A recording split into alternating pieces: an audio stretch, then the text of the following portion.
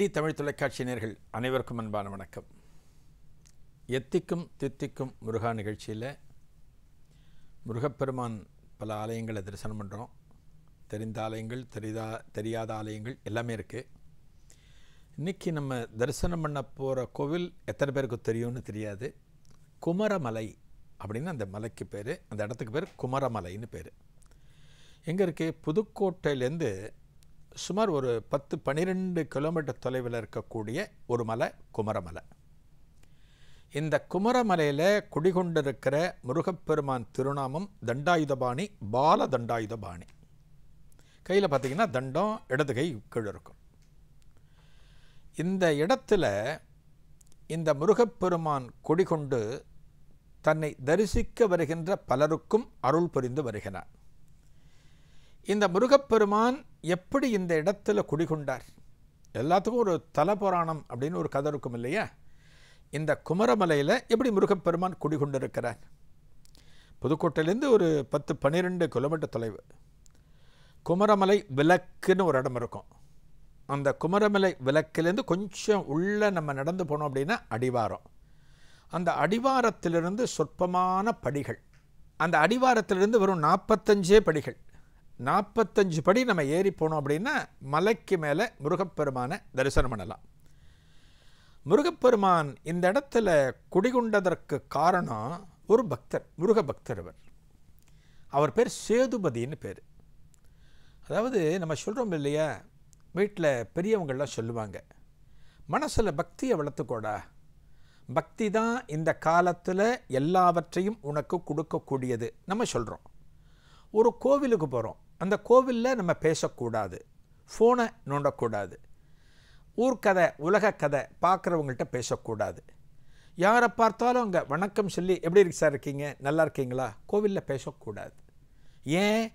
கோவிலில் நம்ம வேறு ஏதான சிந்தனை ஓட்டங்கள் மாறினால் இறைவனதருள் நமக்கு கிடைக்காது.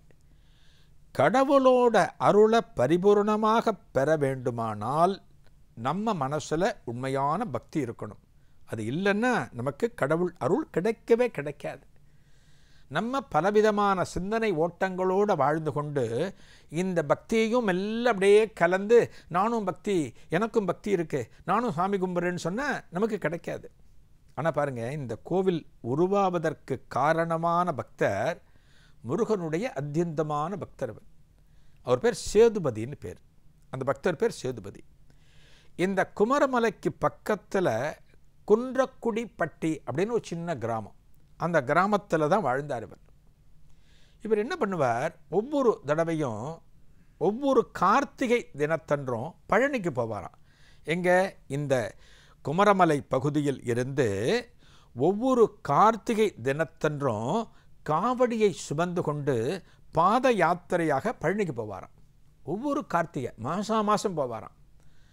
அப்படி போய் மாதம் அந்த முருகப்பெருமானை தரிசனம் பண்ணிட்டு வருவார். அது வரைக்கும் இங்கே கோவில் கிடையாது, குமரமலையில் இந்த கோவில் கிடையாது. ஒரு தடவை என்னாச்சு, இவருக்கு வயசு மெல்ல கூடிக்கொண்டே போகிறது. ஆண்டொன்று போனால் வயதொன்று ஆகும்னு சொல்லுவாங்க. வயதும் போயிட்டே இருக்கும். இவருக்கு வயசாகிட்டே இருக்கு. ஒரு பால்ய காலத்தில் நமக்கு இருக்கக்கூடிய எனர்ஜி, சக்தி வயசான காலத்தில் நம்மக்கிட்ட இருக்குமா சொல்ல முடியாது. ஒரு வயசான காலத்திலையும் நம்ம உடலில் சக்தி இருக்கணும், நமது தேவைகளை நாமே பூர்த்தி செய்து கொள்ளணும், மற்றவர்களை எந்த நேரத்திலும் நாம் எதிர்பார்க்கக்கூடாது அப்படின்னு நம்ம நினச்சோம் அப்படின்னா அதற்கேற்ற உடல் பலம் நமக்கு இருக்கணும். அது நம்மக்கிட்ட கிடையாது. நம்மளோட மனசு, நம்மளோட கர்மா, பல விஷயங்கள் தொடர்பானது. இங்கே இந்த சேதுபதி பார்த்திங்கன்னா அவருக்கு வயசாகிடுச்சு. ஒரு 80 வயசு நெருங்கிட்டார். அது வரைக்கும் எப்படியோ போயிட்டு வந்துட்டார். ஒவ்வொரு கார்த்திகைக்கும் காவடி எடுத்துட்டு நடந்து போய் பழனி முருகப்பெருமானை தரிசனம் பண்ணி வந்துட்டார். ஒரு 80 வயது கடந்த பிறகு ஒரு கார்த்திகை தினத்தன்று அவருக்கு உடல்நிலை பாதிக்கப்பட்டது. உடல்நிலை ஒத்து வரல. அவரால் அன்னைக்கு கார்த்திகைக்கு போக முடியல. அவர் என்ன பண்ணுறார், முருகனை பிரார்த்தனை பண்ணுறார். முருகா, இந்த உடல் இருந்து என்ன பயன்? இந்த உடலில் உயிர் இருந்தும் என்ன பயன்? இந்த கார்த்திகை தினத்தன்று உன்னை தரிசிக்க என்னால் வர முடியவில்லையே, அப்படின்னு அந்த முருகப்பெருமானை நினச்சி கண் கலங்கற. அன்றைய தினம் ராத்திரி முருகப்பெருமான் இவருடைய கனவுல வரார். சொன்ன பார்த்தீங்களா, ஆத்மார்த்தமான பக்தி நமக்கு இருந்ததுன்னா கடவுளுடன் நாம் பேச முடியும். நமது கேள்விகளுக்கு கடவுளாகப்பட்டவர் பதில் சொல்வார். அதெல்லாம் நமக்கு கிடைக்கும். என்ன ஆகுது, இவருடைய கனவுல முருகப்பெருமான் வர. முருகப்பெருமான் வந்துட்டு சொல்கிறார், சேதுபதி கவலைப்படாத, உனக்கும் வயசாயிடுச்சு, நீ எப்படி இனிமேல் ஒவ்வொரு மாதத்துக்கும் நீ பழனிக்கு வர முடியும்? நீ இனிமேல் பழனிக்கு வர வேண்டாம், பழனிக்கு வர வேண்டாம். இதுவரைக்கும் நீ என்னை தேடி வந்தது போதும். இனிமே நானே உன்னை தேடி வரப்போகிறேன், நானே உங்ககிட்ட வரப்போகிறேன் அப்படின்னு சொல்லிட்டு முருகப்பெருமான் சொல்கிறாராம், நீ என்ன பண்ணு, பக்கத்தில் ஒரு குன்று இருக்கு இல்லையா, ஒரு குன்று, அந்த குன்றில் சங்கு செடிகள் அதிகம் காணப்படும். அந்த சங்கு செடிகள் பகுதியில் நாளைக்கு காலையில் நான் அந்த இடத்தில் காணப்படுவேன், என்னை நீ தரிசனம் பண்ணலாம். எப்படி தரிசனம் பண்ணலாம்? நான் முருகப்பெருமானாக அங்கு வரமாட்டேன். ஒரு 4 விதமான பொருட்களை சொல்கிறேன். இந்த 4 பொருட்களும் அந்த சங்கு செடிகள் மேலே காணப்படும். அப்படின்னா அந்த இடத்துல நான் வந்துட்டேன்னு அர்த்தம்.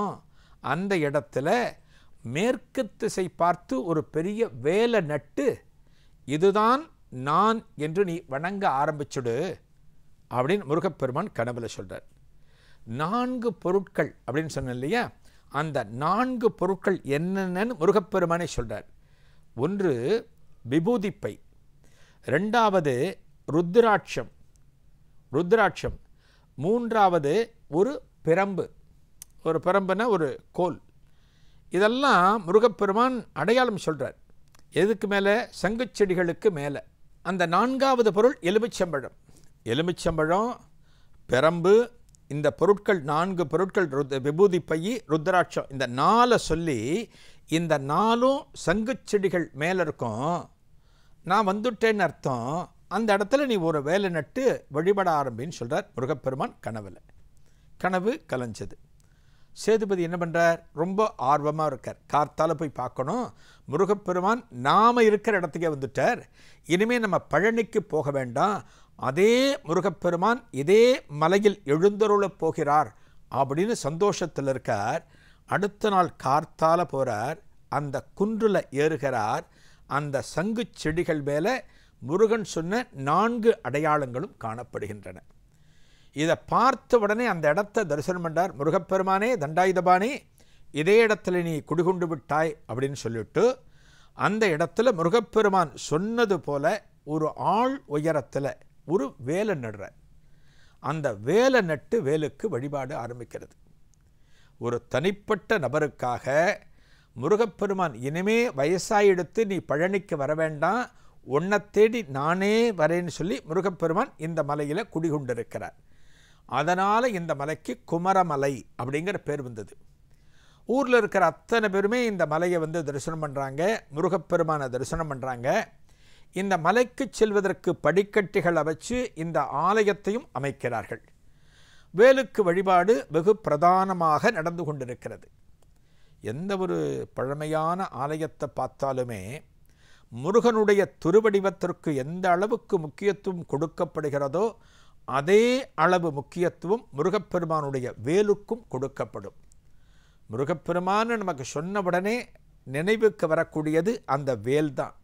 ஏன்னா சூரசம்ஹாரத்தில் ஆரம்பித்து அரக்கர்களை அழிப்பது வரை அந்த வேல் தான் பிரதான இடத்தை வகிக்கிறது. அத்தகைய வேலை நட்டு முருகப்பெருமான் வழிபாடு ஆரம்பிக்கிறது. கொஞ்ச காலம் போன பிறகு என்ன மனசில் தோணும்? ஆஹா, எத்தனை நாள் இந்த வேலையே பார்த்து முருகப்பெருமானாக வணங்குவது, முருகப்பெருமானுக்கு ஒரு திருவடிவத்தை நம்ம வெடிக்கலாமே, முருகப்பெருமானுக்கு ஒரு விக்கிரகத்தை வெடிக்கலாமே அப்படின்னு தோன்றுகிறது. அதன் பிறகு அதையும் முருகப்பெருமானிடம் தெரியப்படுத்துகிறார். முருகன்ட்ட சொல்கிறார், முருகா, உனக்கு நான் ஒரு விக்கிரகம் வச்சு வழிபடணும்னு ஆசை, அந்த விக்கிரகத்திற்கு நான் என்ன பண்ணணும் அப்படின்னு முருகப்பெருமானிடம் கேட்கிறார்.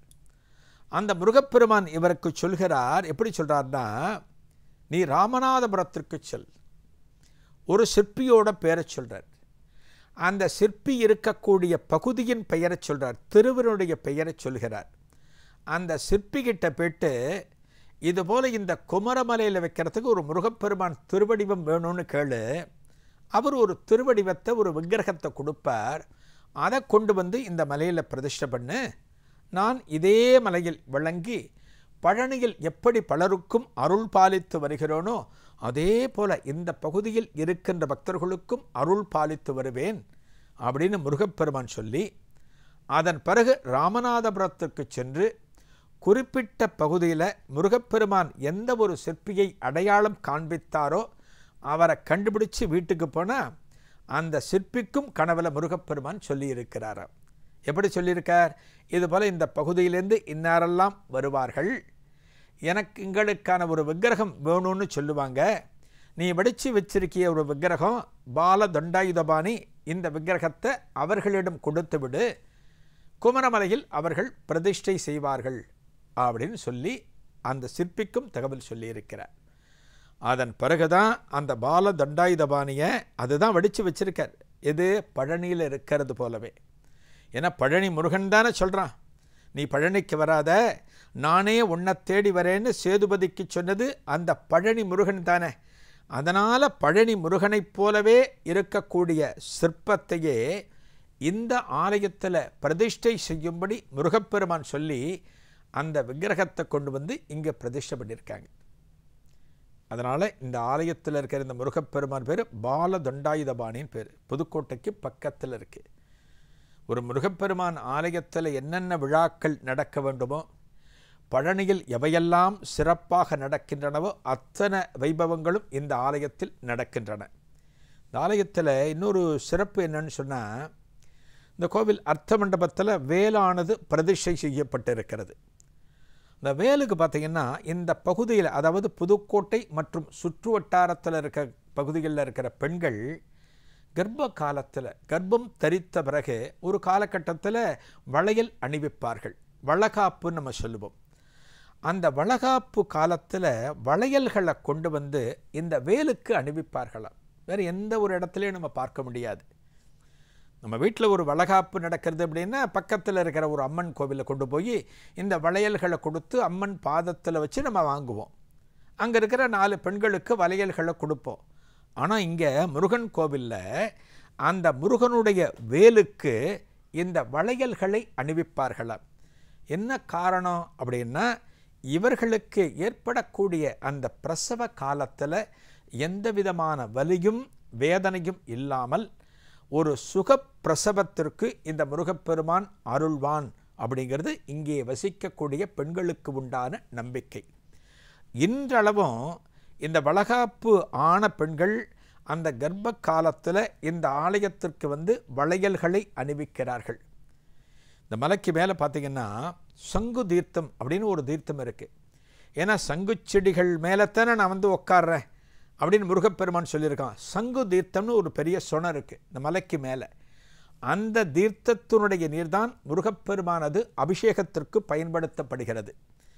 இந்த தீர்த்தத்தை அபிஷேகம் முடிந்த பிறகு நாம் உட்கொண்டால் நமக்கு இருக்கக்கூடிய எத்தகைய வியாதிகளும் தீர்ந்து விடுவதாக சொல்லப்படுகிறது. அப்பேற்பட்ட அற்புதமான முருகன் பால தண்டாயுதபாணி என்கிற திருநாமத்தோடு புதுக்கோட்டைக்கு அருகே குமரமலையில் அருளி கொண்டிருக்கிறான். எல்லாம் வல்ல முருகன் அனைவருக்கும் அனைத்து நலன்களையும் வழங்கட்டும். நாளைய எத்திக்கும் தித்திக்கும் முருகா நிகழ்ச்சியில் ஒரு புதிய அனுபவத்தை காணலாம். நன்றி, வணக்கம்.